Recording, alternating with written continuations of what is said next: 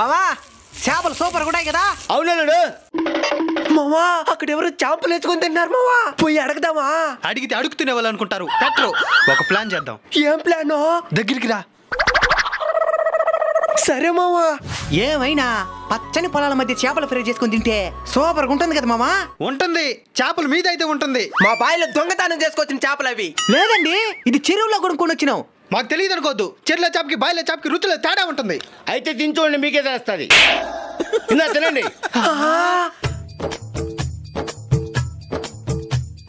నిజమేనా? ఇది చెరువులో చేపలే. మేము దొంగలు కాదండి. ఆ చేప మా బాయిలో చేప మరిగా ఉన్నది. అవును. దీన్ని కూడా తిని చూడండి.